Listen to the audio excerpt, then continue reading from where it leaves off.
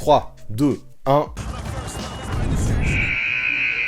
Salut l'équipe, comment ça va aujourd'hui? En ce moment c'est l'été, moi je suis en vacances, mais j'ai quand même décidé de ne pas vous laisser avec rien du tout. C'est pour ça qu'en ce magnifique jour, j'en profite pour terminer mon gros projet estival, mon top 100 NBA actuel, avec les places 5 à 1, la crème de la crème. Mais avant de commencer, il faut que je vous montre quand même le t-shirt du chef, Steph Curry, qui m'a été envoyé par les copains de Derby Ball. Encore aujourd'hui, il sponsorise la vidéo et ça me fait super plaisir de mettre en avant une marque aussi qualitative, qui fait du travail aussi sérieux. Là, vous irez voir sur leur site, ils ont tout plein de choix, plus de 500 références de joueurs actuels, comme du passé, un truc de grand malade. Et en plus de ça, ces références, ils les actualisent constamment, tous les jours, avec des hoodies, des coques de téléphone, des shorts, des jogging, tout ce que vous voulez. Là, à mon avis, si c'est pas encore en ligne, sans tarder, vous aurez tous les joueurs qui ont bougé cet été dans leur nouvelle équipe. C'est trop bien franchement Derby Ball. Et ce qui est encore mieux, c'est que j'ai un code promo à vous filer que vous rentrerez au dernier moment, au moment de votre commande, et qui vous donnera 10% de réduction sur tout le site. Ça vous permet de vous faire plaisir, de mettre en avant une marque qui en vaut la peine et de soutenir mes projets. Franchement, que demande le peuple? Tout le monde est content, non? Donc go choper sur Derby Ball avec mon code promo et n'hésitez pas à me montrer sur les réseaux tout ce que vous avez choisi. Yeah baby. Mais bref, Derby Ball c'est bien beau, et ce t-shirt de Steph Curry est quand même sacrément magnifique, mais aujourd'hui on n'est pas là pour parler de ça, on est là pour parler des dernières places de mon top 100 NBA actuel. Les règles, j'imagine vous commencez à les connaître, et si vous ne les connaissez toujours pas, je vous invite à aller voir ma première vidéo, celle qui parlait des places 100 à 81. Mais en gros, retenez qu'on n'analyse pas la carrière d'un joueur, ni seulement sa saison, mais vraiment le niveau global à l'heure actuelle, à l'instant T. C'est comme si on prenait tous les joueurs actifs, qu'on enlevait leurs blessures, je dis pas forcément qu'il faut qu'ils soient en forme, mais au moins en état de jouer, et qu'on gardait les 100 meilleurs pour faire un pick-up game aujourd'hui. Donc moi j'ai fait mon tri des 100 meilleurs, et ensuite je me suis amusé à les classer de 100 à 1, et ce qui est cool c'est que je vous invite à le faire aussi, à l'adresse email que je vous note ici. Donc ouais, vraiment n'hésitez pas à m'envoyer votre top 100, parce qu'à la fin je ferai un tirage au sort entre ceux qui l'auront fait sérieusement, et l'heureux élu remportera 100 € de bon d'achat sur le NBA Store, ça aussi ça envoie. Ce sera super utile pour le débrief final qui arrivera bientôt, parce que maintenant c'est parti. Quelles sont les places 5 à 1 de mon top 100 NBA actuel? Donc là, on arrive dans le top 5, l'élite de l'élite sur les dernières places, ceux qui vont être le mieux classés dans mon top 100 NBA actuel. Et en numéro 5, je mets Kevin Durant. Et là, on a, à partir de là, que des gars qui ont été MVP et la plupart qui ont même été champions NBA. Et même si pour KD ça date, et ça va pas trop être pris en compte aujourd'hui, eh bien il a quand même été MVP. Par contre, sachez qu'il est le seul, à partir de maintenant, à l'avoir été qu'une seule fois, c'est dire si on s'attaque vraiment au gratin du gratin. Et puis bon, comme je dis, on va pas le prendre en compte son MVP à Durant parce que c'était il y a 8 ans, et on peut pas le juger là-dessus parce que là on parle vraiment de son niveau actuel.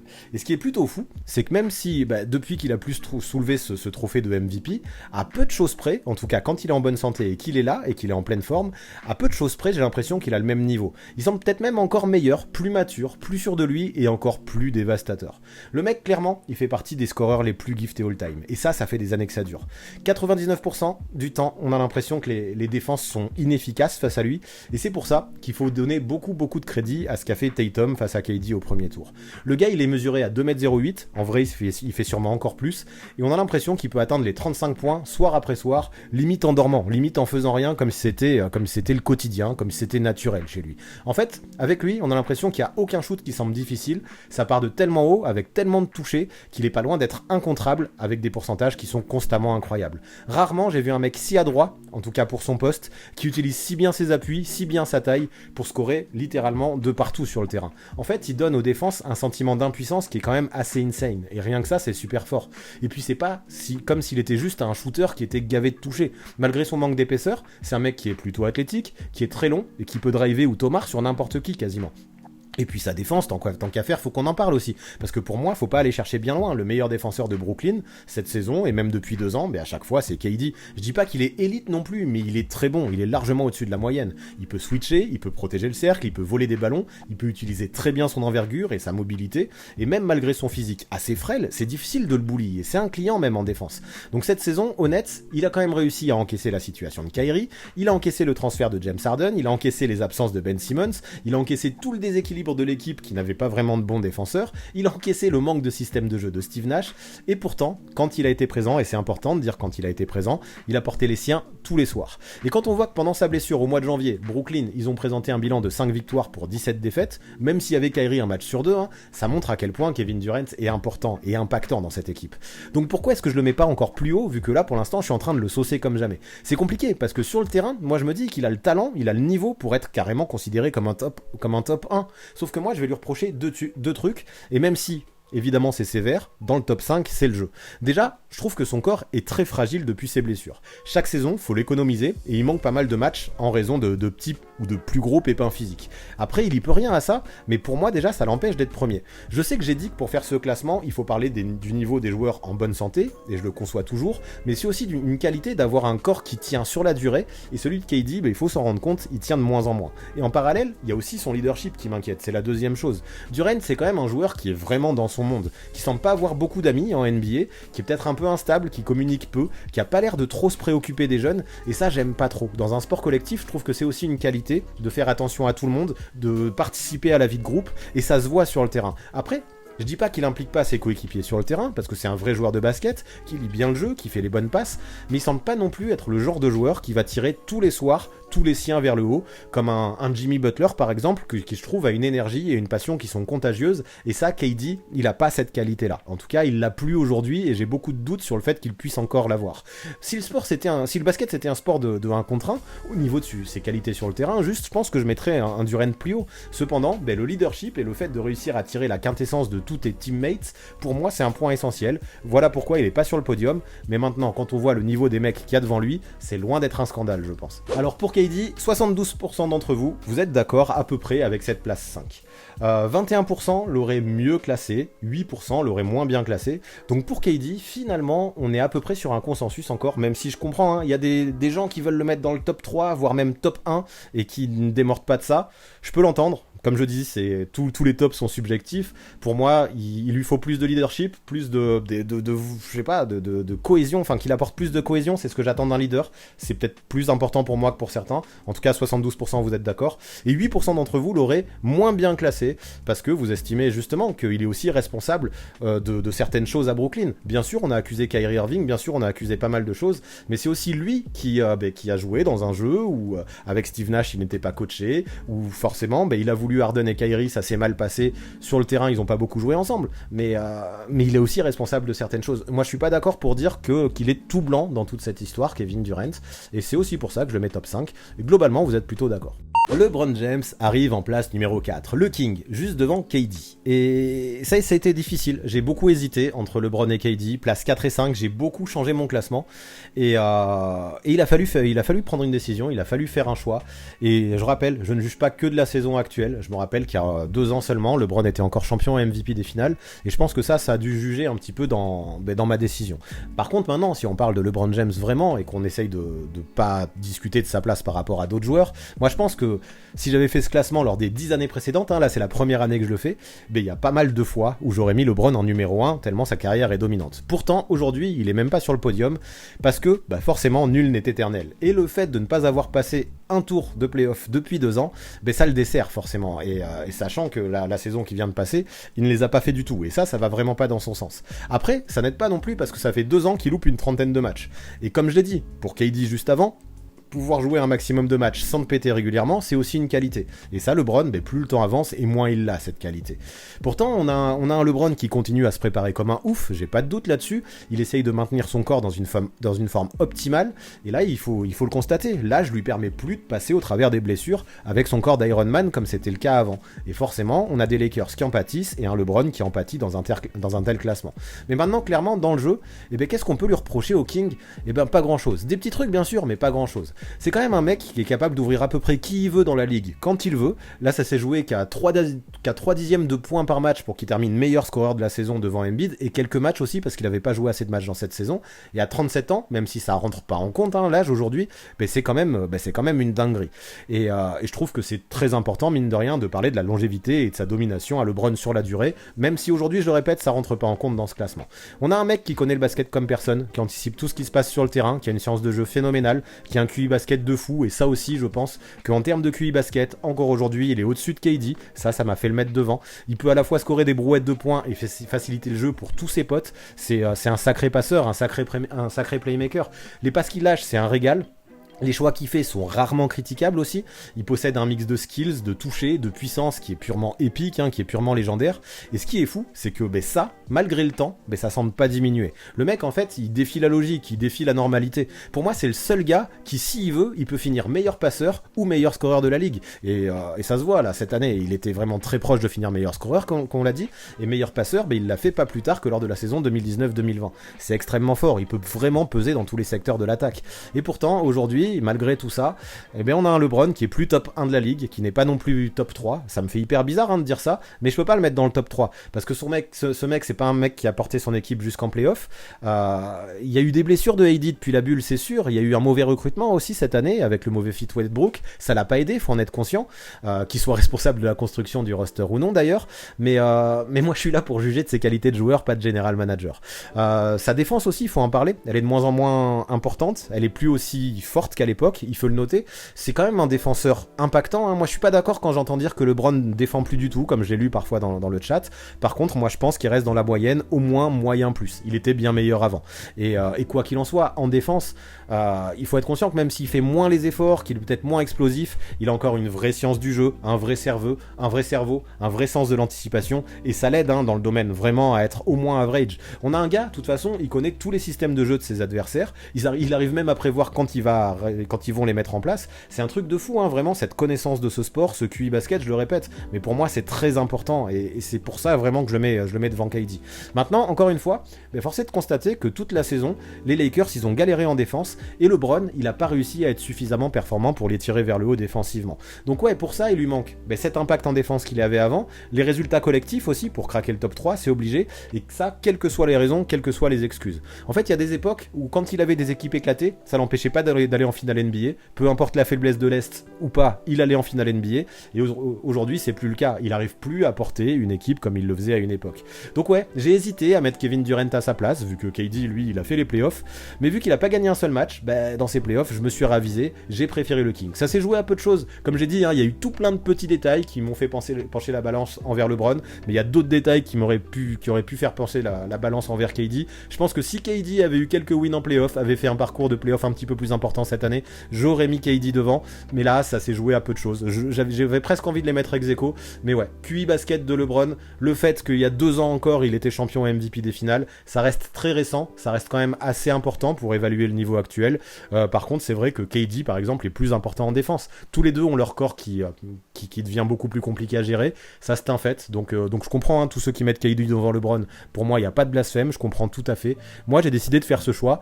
Maintenant dites-vous quand même, pour finir avec LeBron, c'est que le King évidemment c'est le joueur le plus âgé de tout mon top 100. Et malgré ça, il est quand même 4ème, donc ça montre quand même son niveau exceptionnel qu'il a encore à 37 ans. Alors pour LeBron, ça a fait des débats de ouf dans le chat, des KD supérieurs à LeBron, des LeBron supérieurs à KD, ça parle déjà de joueurs qui vont venir après, ça débat dans tous les sens, mais mine de rien, encore une fois, on est plutôt d'accord, vous êtes 62% à dire que LeBron mérite une place 3, 4 ou 5, 23% d'entre vous pensent qu'il mérite une place 1 ou 2, moi je pense malheureusement que s'il l'a été pendant longtemps, aujourd'hui il n'y est plus dans ses places 1 ou 2, et vous êtes 14% à dire qu'il mérite une place 6 ou moins que ça. Je vous trouve sévère, mais pourquoi pas. C'est vrai qu'il perd en leadership, il perd en niveau, il perd en défense. Il y a pas mal de choses qui sont en train de régresser, et c'est normal en 37 ans. Donc je vous trouve un peu sévère, 6 ou moins, mais ça s'entend aussi. Chacun ses arguments, chacun sa vision des choses pour un tel projet qui est forcément très subjectif et qui dépend de la sensibilité de chacun. En numéro 3, voici Nikola Jokic. Et déjà, ça fait bizarre de me dire, là on a quand même un mec, là je suis en train d'essayer de savoir qui est le meilleur joueur à l'heure actuelle, et là on a quand même un mec qui sort de 2 saisons MVP, et normalement on devrait le mettre en top 1, un mec qui sort de 2 saisons MVP. Franchement, être MVP pour moi c'est assez exceptionnel, même si j'ai peut-être des limites de temps en temps à mettre sur les trophées de MVP de Jokic. Quoi qu'il en soit, il l'a été 2 fois, c'est ce qu'on retiendra dans l'histoire, et pour être MVP, il faut impacter individuellement, il faut impacter collectivement, il faut rester en bonne santé, il faut faire preuve d'une super régularité, et Nikola Jokic a réussi à faire tout ça pendant 2 ans, et ça, moi je trouve ça génial. Le faire une fois, c'est déjà totalement fou, mais le faire 2 fois de suite, ça montre à quel point ton niveau ton niveau est exceptionnel. Et pourtant, ben voilà, je le mets pas top 1, je le mets pas top 2 non plus. Qu'est-ce que c'est ce bazar? Eh ben c'est simple, parce que pour moi, ben, il lui manque encore des titres ou des trophées de MVP des finales, parce que le trophée de MVP tout court, ça juge la saison régulière, mais moi dans mon top, je juge de tout, et les playoffs, ben, c'est sacrément important. Ne serait-ce qu'une apparition en finale, ça lui ferait du bien, il pourrait peut-être grimper encore dans ce classement. Et toutes ces choses-là, les trophées, ou les trophées de MVP des finales, les titres NBA, ben, les deux gars qui sont devant lui, eh ben, ils en ont eu ces 2 dernières saisons. Et c'est un vrai manque, je trouve, pour le Joker, parce qu'en NBA, c'est ce qu'on retient le plus. On retient bien plus les champions, en tout cas moi, c'est mon avis, je retiens bien plus les champions NBA que les MVP. Et c'est normal, parce que, je le répète assez souvent, le basket, c'est un sport collectif, et le but premier, c'est de gagner avant d'être MVP. Si l'obtention voilà, c'est ça, si l'obtention du trophée de MVP, ça peut dépendre des votes, des critères, des votants, et de ce qu'ils vont décider, de la narrative aussi, un titre de champion, eh bien on peut pas mentir. Il n'y a pas de vote, soit on gagne, soit on perd, et voilà pourquoi être champion, c'est primordial pour moi, et ça manque pour l'instant, en tout cas, récemment, dans la carrière de Nikola Jokic. Donc ouais, c'est la dure loi des sports collectifs. Pourtant, en parlant de collectif, justement, et c'est pour ça que je pénalise pas trop non plus, on a un Nikola Jokic qui est phénoménal. Je pense qu'il n'y a plus trop de discussion possible, il est, et de loin, le meilleur pivot passeur de l'histoire. Son jeu, il est complètement atypique, il a l'air lent, il a l'air pâteau, et pourtant, il vient de poster une ligne de stats qui est complètement historique. Du jamais vu dans une saison NBA, avec plus de 2000 points, plus de 1000 rebonds et plus de 500 passes. Ça, c'est un truc de grand malade, et ce qu'il produit soir après soir avec les Nuggets, c'est juste légendaire. Le gars, il a porté les siens en playoff avec une équipe qui était complètement décimée, cette saison encore. Il était privé de Jamal Murray, privé de Michael Porter Jr., qui eux aussi apparaissent dans ce top 100, et pourtant, même sans 2 autres mecs du top 100, eh ben, il a qualifié Denver sans passer par le play-in, il a déjà fait de très longs parcours en playoff, il a déjà joué les finales de conférence, tout ça c'est fort, et ça montre à quel point il est impactant ce Nikola Jokic, malgré ce manque de titres. Tout le reste, ça va quand même dans son sens. Bon, maintenant, c'est sûr, cette année en playoff, les Nuggets n'ont pas fait long feu face aux Warriors qui ont été champions, qui ont été champions ensuite. Mais encore une fois, qu'est-ce qu'on peut reprocher au Joker sur cette série? Il a tourné à 31 points et 13 rebonds de moyenne, il a encore augmenté ses stats, il a fait tout ce qu'il fallait pour porter les siens vers le haut. Bien sûr, ça n'a pas suffi, mais quand même, il faut noter que ça montre son talent. Maintenant, c'est vrai que si on parle du point de vue défensif, je trouve moins performant que Joel Embiid, c'est sûr. Il est moins protecteur de cercle.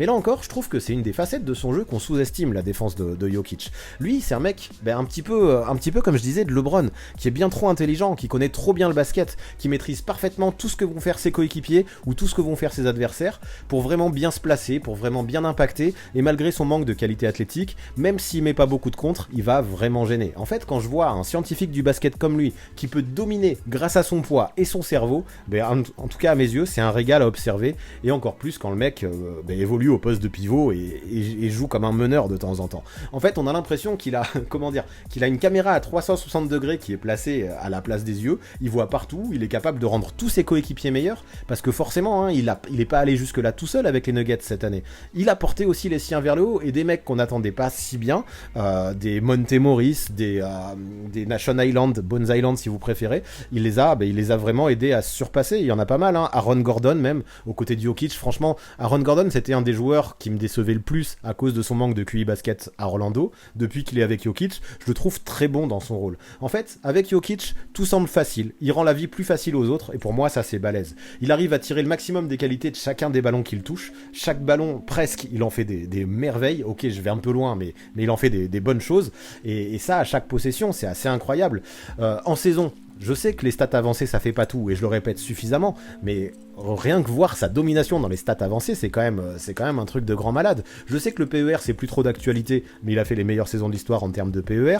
Le win share c'est un truc de malade. La marge on-off quand il est sur le terrain ou quand il l'est pas, il domine aussi à fond. Ça montre vraiment à quel point il a un impact qui est phénoménal, et ça prouve à quel point les Nuggets peinent aussi quand il est pas sur le terrain. C'est vraiment plus qu'un simple scoreur, qu'un simple rebondeur ou qu'un simple passeur. Non seulement j'ai envie de dire qu'il est tout ça à la fois, mais en plus il est un joueur dévoué au collectif qui va vraiment tirer la quintessence de son équipe. Donc comme je dis, ouais, au vu de tout ce que j'ai dit, et en tout cas au vu des saisons, ça pourrait vraiment viser le top 1, pour un double MVP encore plus, mais à mes yeux c'est impossible d'aller jusque là. Si t'accomplis pas le but ultime dans un sport co que je donnais tout à l'heure, c'est-à-dire gagner un titre, eh bien c'est chaud de gratter la première ou la deuxième place. En attendant, une place numéro 3 c'est quand même carrément exceptionnel pour un mec qui, je le rappelle, s'est fait drafter pendant une pub de tacos. Et pour Jokic, vous êtes 79% à l'avoir mis à peu près à ce range. Vous l'auriez mis 2, 3 ou 4. Donc c'est vrai qu'on aurait peut-être dû faire un sondage plus précis. Est-ce que vous l'auriez mis 3 ? Mais en tout cas, ouais, on est quand même globalement d'accord. Entre 2, 3 et 4, il y a déjà très peu de différence.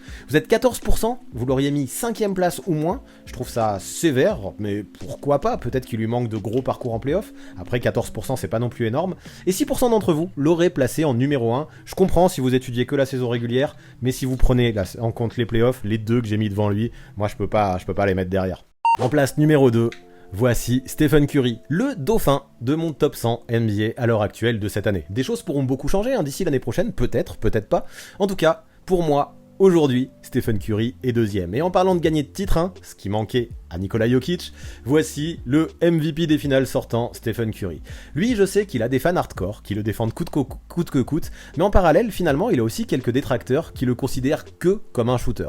Forcément, vous imaginez, je suis ni d'accord avec les uns, ni d'accord avec les autres. Déjà, c'est sûr, c'est vraiment un shooter. Là-dessus, on peut pas dire que c'est qu'un shooter, mais c'est vraiment un shooter, probablement le meilleur all-time.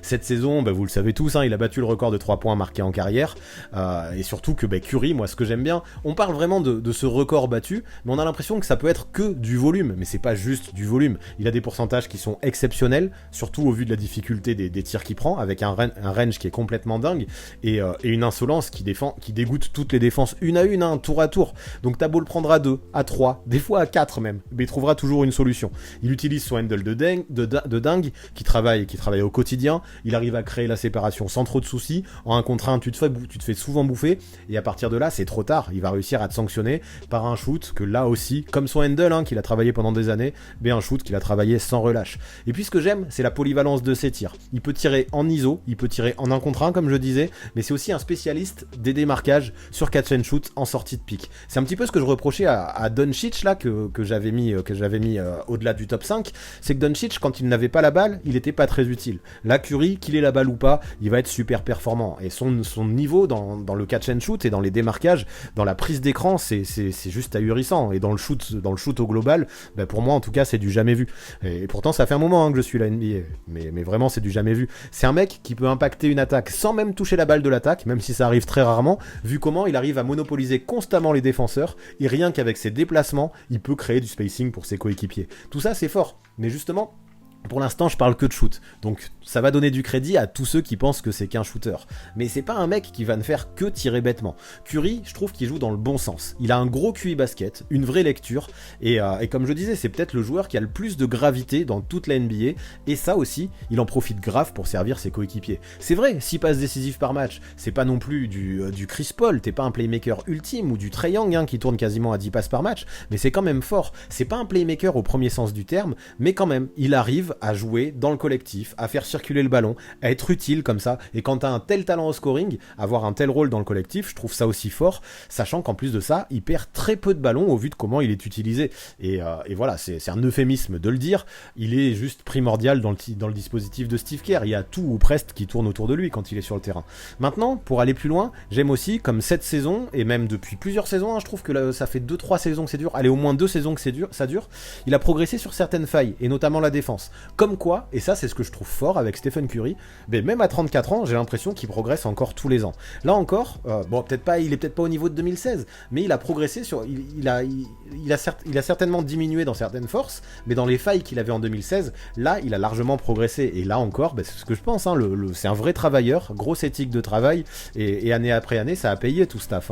Curry, on le voit, même sur cette photo, ça se voit, il est arrivé, il était tout frêle en NBA, et au fur et à mesure des saisons, il s'est vachement développé physiquement, il a travaillé son corps, il a poussé de la fonte, et aujourd'hui, sans être élite, c'est un défenseur qui est au moins au-dessus de la moyenne. Ça lui permet aussi d'avoir, son corps, son physique, ça lui permet d'avoir une plus grosse panoplie de drive, il résiste mieux au contact. Avant, il envoyait souvent des flotteurs, maintenant, aujourd'hui, il a un body control qui est plus équilibré, plus costaud, et il va pouvoir aller marquer des paniers sous le cercle, provoquer des end-one, provoquer des fautes. Et quand on mixe ce corps qui s'est développé, cette puissance aussi qui s'est développée, même si bien sûr c'est pas Joel Embiid ou Giannis Antetokounmpo, quand on mixe ça avec son toucher qui est incroyable, ça fait un bagage qui est surhumain, qui est complètement dingo.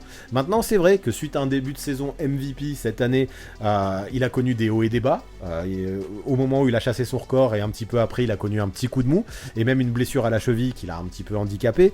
N'empêche que il y aurait eu que ça, peut-être qu'il serait pas top 2. Mais avec les playoffs qu'il a fait, où il a augmenté toutes ses stats, au point son adresse, il a augmenté son impact aussi, il a été d'une insolence folle. Bah du coup, let's go, hein, les playoffs, comme je disais, c'est le moment le plus important de l'année, c'est là qu'on voit qui sont les vrais joueurs. Il vient d'obtenir le premier trophée de MVP des finales de sa carrière, et donc ça me va très bien de mettre Stephen Curry numéro 2. Donc pour Stephen Curry, là on n'est pas d'accord, en même temps là il n'y a plus de question de range, il y avait vraiment une question de place, et c'est important hein, pour les derniers joueurs. 42% d'entre vous l'auraient mis top 1. Et moi je vous rejoins pas, parce que celui dont je vais parler après, de toute façon vous savez qui c'est, pour moi a quand même plus d'arguments, je les donnerai après. 32% d'entre vous étaient d'accord, vous l'auriez mis en numéro 2, 21% vous l'auriez mis en numéro 3, et 6% l'auriez mis après la place numéro 3. Et au final, quand je me dis 42% top 1, et si on en rajoute le reste, ça fait 32 plus 21, bah ça fait, il suffit de faire des maths vite fait, ça fait 68% au-delà de la première place, vous n'êtes pas non plus une majorité à le mettre en premier, donc allez, on n'est pas exactement d'accord pour Stephen Curry en numéro 2, mais finalement on se rejoint pas mal. En numéro 1, évidemment, pas de surprise, j'ai réfléchi à faire un troll, mais non, je n'ai pas fait de troll. Voici Giannis Antetokounmpo, le voilà, le grand gagnant de mon top 100 NBA actuel. Et si pour beaucoup de places j'ai hésité, eh ben je vous avoue que pour Giannis, en tout cas c'était mon avis, dès le départ, dès que j'ai commencé ce projet, je savais que ça finirait en numéro 1. Ok, il n'a pas été champion NBA ou MVP cette année. Par contre, il a été champion et MVP des finales l'année d'avant, tout en ayant réalisé une saison de calibre MVP. Franchement, on l'aurait mis MVP, ça aurait pas du tout un scandale, et personnellement, même si ça m'appartient encore, moi si j'avais eu un vote à donner cette saison, j'aurais donné mon vote à Giannis Antetokounmpo. Pas à Joel Embiid, pas à Nikola Jokic, personnellement je l'aurais donné à Giannis, tellement il est dominant des deux côtés du terrain. Et ça, Curry a beau avoir fait des progrès en défense, jamais il sera un défenseur comme les Giannis Antetokounmpo. Cette année en plus, et c'est ce que j'ai apprécié, on a dû lui demander de nouvelles choses. Et avec l'absence de Brook Lopez, il a beaucoup dû jouer au poste de pivot, il a beaucoup dû protéger le cercle, même si à la base c'est pas le domaine dans lequel il est le plus à l'aise. Il s'est débrouillé, et là pas de problème, hein, comme je dis, même si c'est pas ce qu'il préfère, il a fait le taf sans broncher et avec beaucoup de talent. De toute façon en défense, c'est vraiment un monstre. Il est trop grand, il est trop long, il est trop mobile, il est trop puissant. S'il le souhaite, il peut éteindre n'importe qui en NBA, que ce soit dans la raquette, que ce soit au périmètre peut-être un peu moins, mais quand même, il peut switcher comme un fou. Si je parlais de Kawhi ou Butler comme les meilleurs two-way players au périmètre, ou Joel Embiid comme le meilleur two-way player au poste de pivot, eh bien je pense que pour moi, le meilleur two-way player tout court de toute la NBA, c'est le Greek Freak. Et ça, c'est super important à mes yeux, l'impact élite des deux côtés du terrain qu'a Giannis Antetokounmpo. Peser des deux côtés du terrain comme ça, ben ça me va bien pour lui donner cette première place. Parce que ouais, c'est vrai que j'ai beaucoup parlé de sa défense là, mais en attaque, c'est pareil. Il est trop puissant, il est trop vif, il est trop skillé.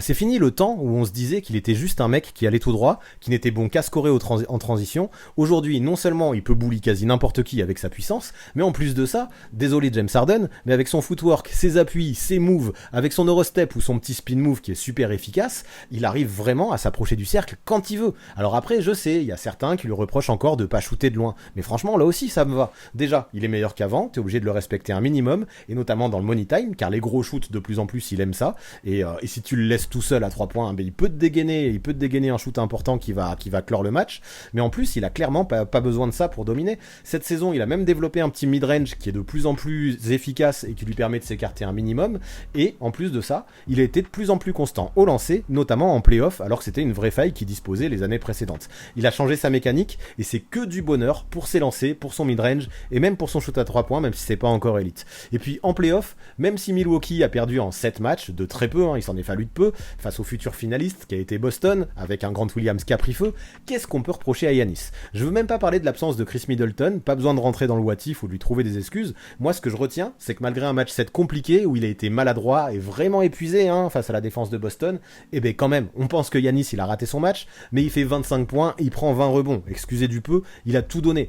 Dans les playoffs, il a tourné à 32 points, 14 rebonds et 7 passes, il a augmenté ses stats dans tous les domaines. Ça aussi pour moi c'est la marque des plus grands, il a tenté de porter les siens soir après soir, et bien souvent ça a fonctionné, jusqu'à ce qu'on oublie quasiment l'absence de Chris Middleton, et qu'on continue à penser que même sans Chris Middleton, les Bucks pouvaient potentiellement gagner le titre. Donc tout ça pour moi c'est encore des arguments qui vont dans son sens, et vu qu'il y a un an il a prouvé qu'il pouvait aller au titre, c'est quand même très récent il y a un an, en se comportant en leader exemplaire, en compétiteur ultime, qui sourit, qui apporte de la bonne ambiance, qui motive et soutient ses coéquipiers, un petit peu comme un Stephen Curry, là-dessus je trouve qu'ils ont des caractères assez proches. Tu vois que les deux mecs ils s'amusent en jouant. Et ça je trouve que c'est vachement important dans le leadership. Et c'est peut-être quelque chose qui manquait à un KD par exemple. Mais moi ça me va carrément de le mettre top 1 Antetokounmpo. Même si cette saison il a perdu au deuxième tour avec les Bucks, mais je trouve que Giannis il est encore plus fort actuellement que lors de ses 2 saisons MVP. Et donc pour moi, à ce jour, c'est tout simple, il est le meilleur joueur de la ligue actuellement. Allez, pour Giannis Antetokounmpo, on est sur un truc qui va pas bien parce que tout à l'heure,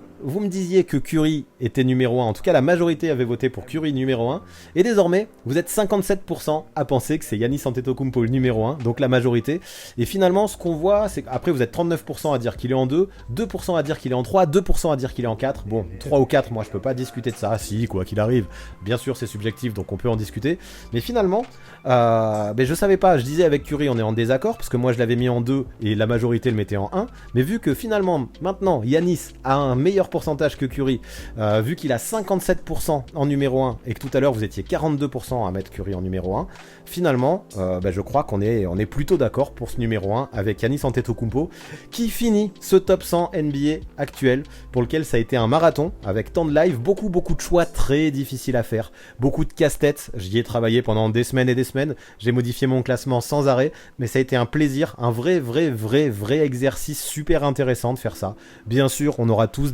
comme je disais, on aura tous des top 10 différents, donc des top 100, j'imagine même pas. Voilà, donc c'était un régal en tout cas de faire ça avec vous, de faire ce projet avec vous. Je pense le refaire l'année prochaine pour voir comment ça a évolué, mais quoi qu'il en soit, je vous remercie d'avoir suivi tout ça, d'avoir été si réactif, d'avoir participé au sondage. Je me suis éclaté à faire ça et j'ai vraiment envie de recommencer l'été prochain pour voir les évolutions. Voilà pour ce qui est de mon top 100 NBA actuel, voilà pour ce qui est de ce nouveau Crystal Ball. Bon alors là je le sais, ça va être dur, heureusement j'avais pris mon gilet pare-balles. Qui a envie de m'insulter? Qui est en total désaccord avec mes 5 premières places? Dites-moi tout ça en commentaire, mais restez polis. Écrivez-moi quels sont les principaux blasphèmes selon vous et donnez 2-3 arguments, histoire qu'on puisse débattre, ou que la communauté puisse débattre avec vous, c'est toujours mieux. Du coup, plutôt que de vous énerver, je vous invite à utiliser votre énergie pour le faire ce top 100, et à me l'envoyer par mail à l'adresse qui était en début de vidéo et que vous retrouverez dans la description. Je vous demande juste de bien vous rappeler des critères, de bien les prendre en compte avant de m'envoyer ça, et vous serez peut-être tiré au sort pour remporter 100 € de bon d'achat sur le NBA Store. Toujours dans les trucs cool, je vous le rappelle, si vous voulez vous procurer les magnifiques t-shirts de chez Derby Ball, vous trouverez là encore toutes les infos dans la description. Et pour finir, vous connaissez les bails, on s'abonne à la chaîne, on active la cloche pour recevoir les notifications, on lâche un maximum de pouces bleus et on rédige ses meilleurs commentaires. Tout ça c'est bon pour le référencement et la mise en avant sur YouTube. Big up en tout cas à tous ceux qui sont restés jusque là dans la vidéo, c'est important le watch time là aussi, et merci à tous ceux qui continuent à soutenir sur Twitch ou sur Tipeee, vous êtes les meilleurs. Et du coup, si vous aussi vous voulez rejoindre cette super équipe, là encore, toutes les infos seront dans la description. Merci d'avance. À très vite.